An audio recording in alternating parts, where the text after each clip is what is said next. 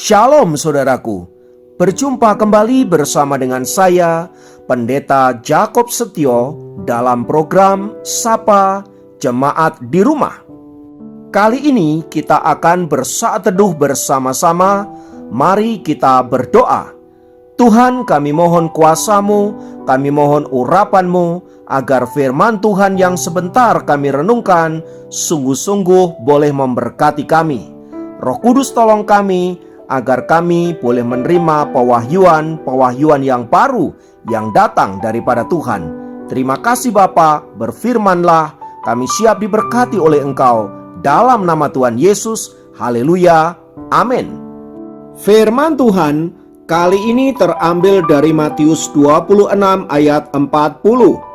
Matius 26 ayat 40 berkata, setelah itu ia kembali kepada murid-muridnya itu dan mendapati mereka sedang tidur.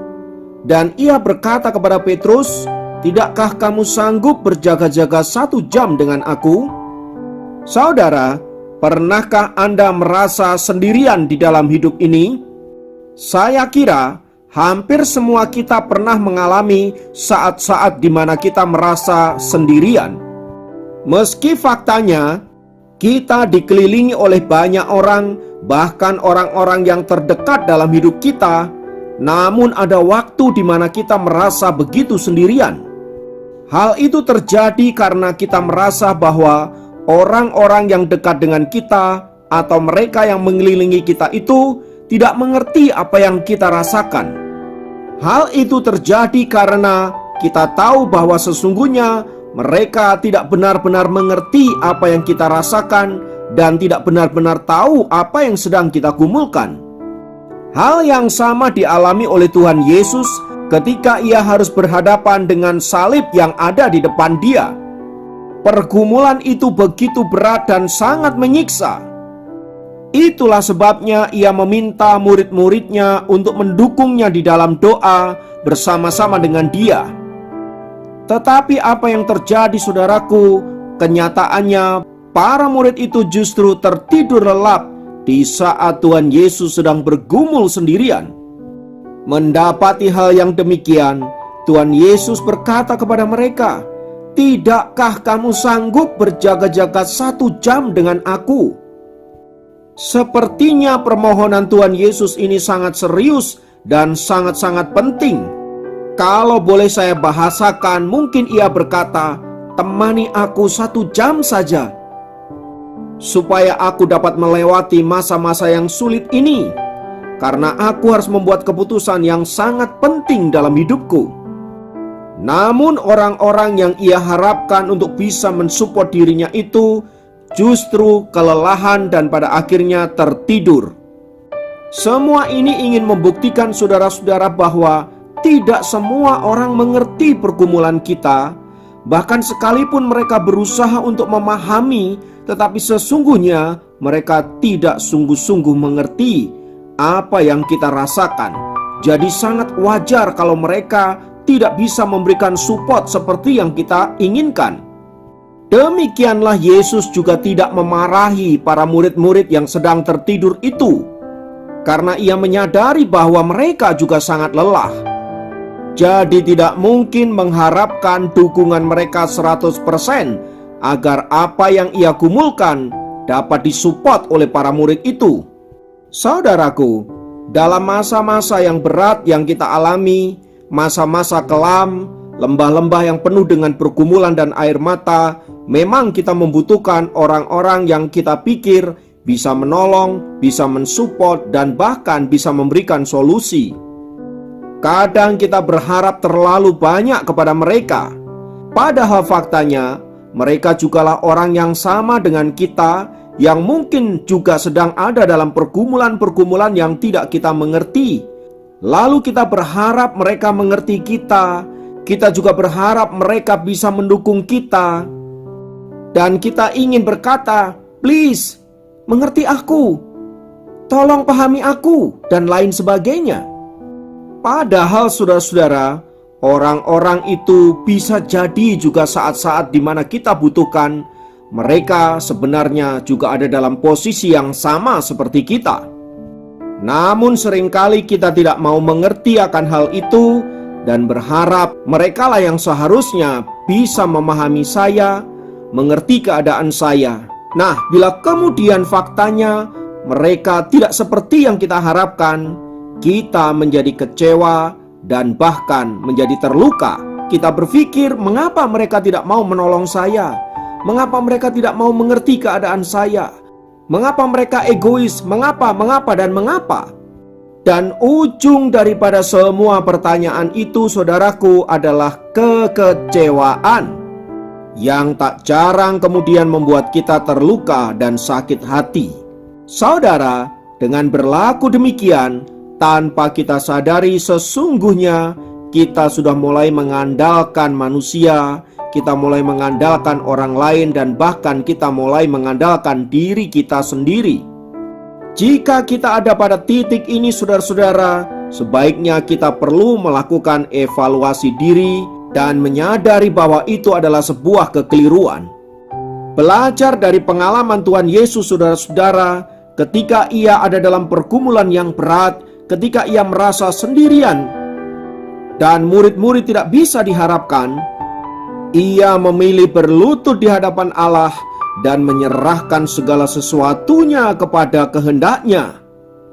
Itulah sebabnya di ayat 42 ia berkata, "Ya Bapakku, jikalau cawan ini tidak mungkin lalu, kecuali apabila aku meminumnya, jadilah kehendak-Mu." Pada titik ini, saudaraku, Tuhan Yesus menyerahkan seluruh kehidupannya ke dalam tangan Bapanya yang penuh kuasa, yang sanggup mengerjakan segala sesuatu, dan bahkan sanggup membangkitkan orang mati sekalipun.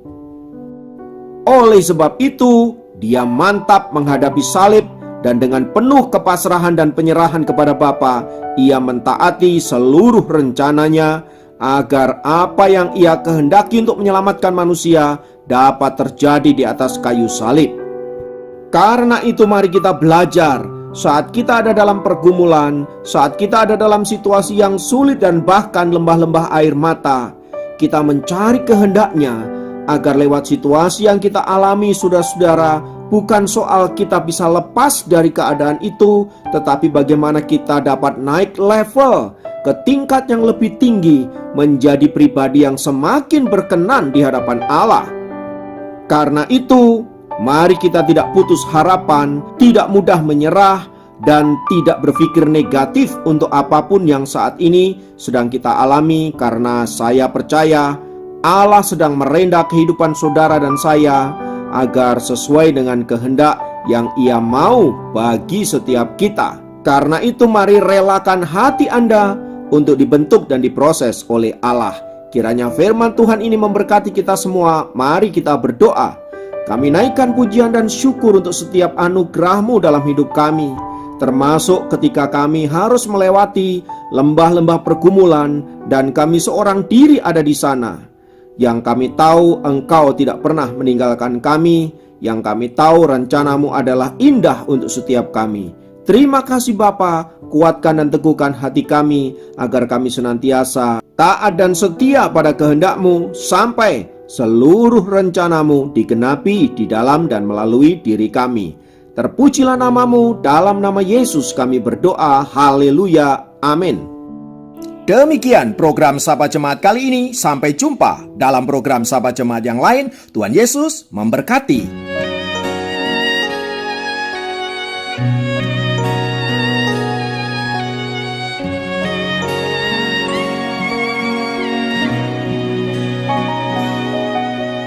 Berada di dalam hadirat-Mu lebih berharga dari 1000 hari. Berada di dalam hadirat-Mu ada mujizat dan anugerah-Mu. Setiap langkah Tuhan ada di mata-Mu, Kau yang atur berjejakan anugerah, tak Kau biarkan percayaku sepenuhnya di dalammu.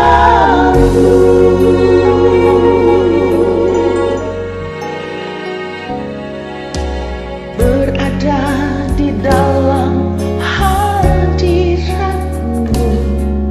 lebih berharga dari 1000 hari. Berada di dalam hadiratmu ada mujizat dan anugerahmu. Setiap langkahku ada di matamu, kau yang atur berjejakan anugerah. Tak kau biarkan jalan sendiri, percayaku sepenuhnya di dalammu.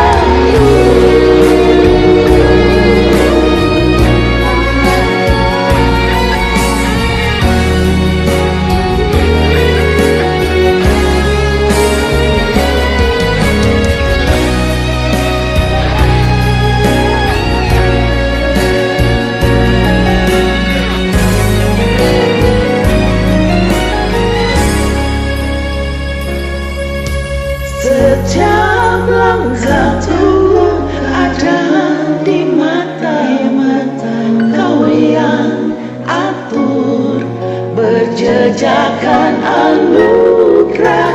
Tak kau biarkan ku jalan sendiri, percayaku sepenuhnya di dalam. Setiap langkahku ada di matamu, kau yang atur berjejakan anugerah.